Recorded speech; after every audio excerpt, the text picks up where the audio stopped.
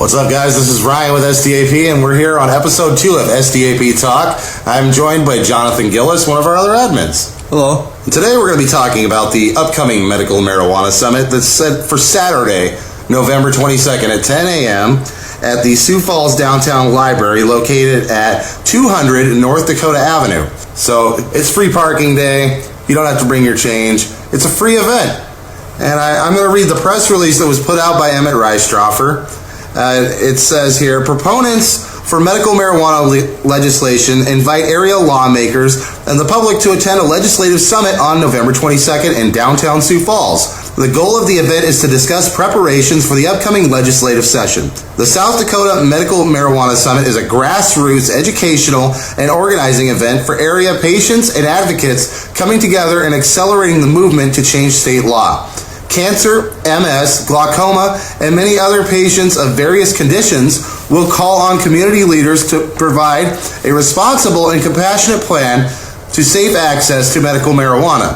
The 3-hour event will feature an informal meet and greet for patients and their families, a short documentary screening, and an expert panel discussion and various workshops to inform and train volunteers.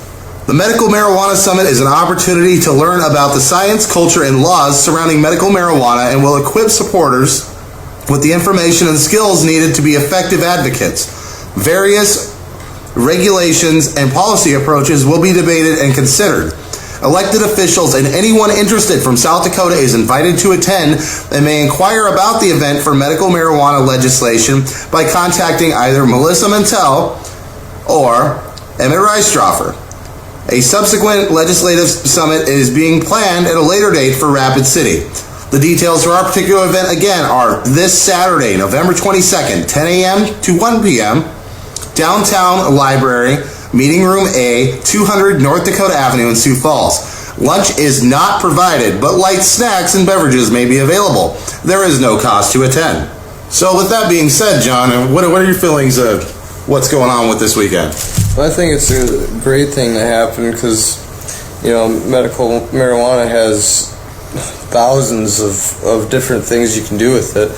And I think it's time that people start becoming educated on, especially the medical benefits of it because, the medical community keeps pushing their synthetic drugs and stuff while, natural remedies that don't make you sicker are set aside for profit. So, with that said, I just think it's a good thing that people expand their horizons on every front.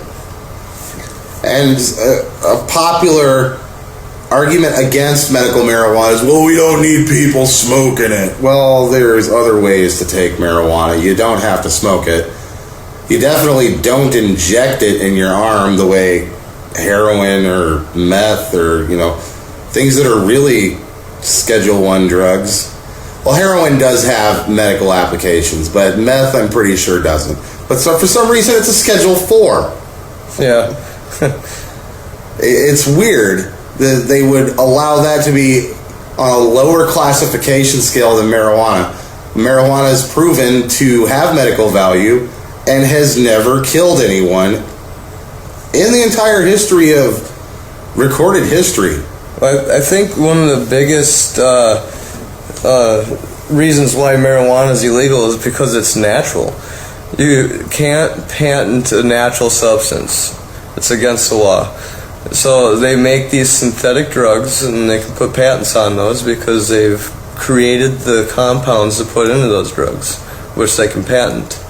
So I think a lot of the issue just seems to be a patenting problem because they can't monopolize on it like they have everything else. Yeah, the monopolies are very apparent here in South Dakota. You have 3 major hospitals, and Sanford is probably the biggest opposer to medical marijuana. And I've heard rumors through the grapevine that we are going to be opposed by the Cancer Society in the legislative session coming up in January. And see, I think they've done a lot of great work in raising awareness of what cancer can do to you, but at the same time, their bread and butter moneymaker is people being sick with cancer. I don't think it's in their best interest financially to find a cure. or Yeah. even look into a cure. Exactly.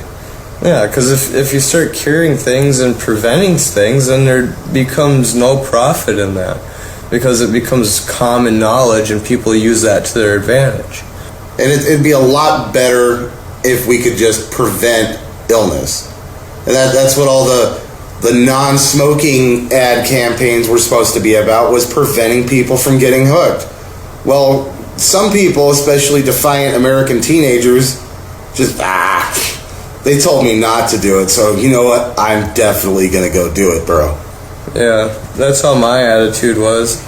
You know, I was growing up and stuff, and a lot of peer pressure, and it wasn't really so much the peer pressure, though. It was more of the fact that my parents told me not to do something. In my case, I started smoking menthol cigarettes when I was 18. It was like a rite of passage. I mean, my dad smoked menthol cigarettes, my grandparents smoked menthol cigarettes, my great-grandfather smoked menthol cigarettes. It was my time, so I bought a pack and went to my dad's office and had my first cigarette with my dad. 12 years later, I'm trying to quit because I've seen what it's done to me. The hacking, the backaches, all the bad things that those commercials warned me about are starting to happen to me now that I'm 30. Yeah. So I've switched to vape pens. You know, this has been an ongoing struggle, or I get a pen and I'm doing really well with it, and then I lose it, and then I have to go buy a new kit. Well, I just bought a new kit, and it's working well. I think I've smoked 5 cigarettes in the last 3 days, and that's primarily because I had a pack that I was still working on when I bought the pen, but now I'm not buying any more packs. Yeah, that's always a plus. That's my problem is, you know, those pens kind of do look like marijuana devices, you know. Oh, I've been accused by a state trooper of having drugs in my vape pen, and it was strictly vegetable glycerin, nicotine, e-juice. Yeah, and you know, I'm kind of self-conscious with mine because I don't want people seeing me with it because it looks like I might have drugs or whatever. You know, it's just ridiculous. You know, it's something that could help you out, and people look down on it because it looks like you might be doing drugs. You know, I like it personally. I wake up in the morning and I don't hack as much, and you know, if you're a real smoker and you wake up in the morning and you're hacking up brown loogies, you know, you just probably smoked a good amount of cigarettes a day. Yeah. Yeah. The hacking in the shower crap, you know, that needs to be a thing of the past, and it's time to get healthy. It's well before the New Year's resolution, but I figured, fuck it, it's time. Yeah. And, you know, I just think, going back to the medical marijuana stuff, I just think that besides the medical marijuana, I think that South Dakota could really benefit on the fact that you can use marijuana to build just about anything. Henry Ford proved that back in the day when he I can't remember what car it was, but he made a car out of hemp. It ran on hemp hemp fuels, like way back in the day. And today we're still using regular conventional gasoline to run our cars. And it's been 100 years now that we've been doing this? A little more than that. Yeah, exactly. And we have all this technology that's available to us to use to build different things, and I think marijuana has a big role in that.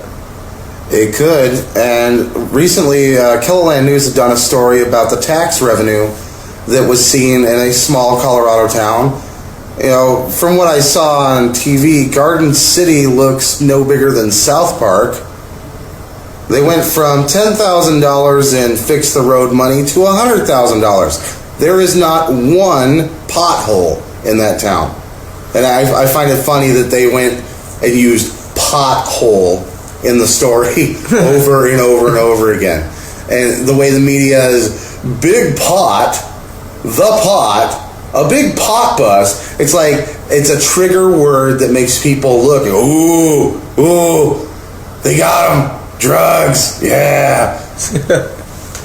Yeah, you see that all the time. They're always talking about, they always repeat themselves. When they really want you to remember something, they repeat themselves about 5-6 times. And I had actually heard, I don't know if you remember recently, it was a couple months ago, it was still during the political season, it was probably in late July, or no, it was August, because school was in session. There was a teacher in Huron that got in trouble for talking to a student about marijuana when the student had asked him the question of what he knew about it. Rather than giving him the standard prohibitionist answer, he spoke to the student about the facts that he had learned. And the news had construed it like he had a bag on campus and a pipe and had offered it to the student and was totally on the track of derailing this child's future, when really he just had a conversation on school grounds.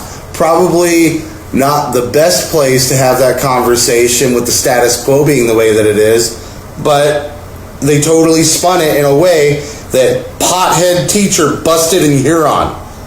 That was wrong. That was not how it went down.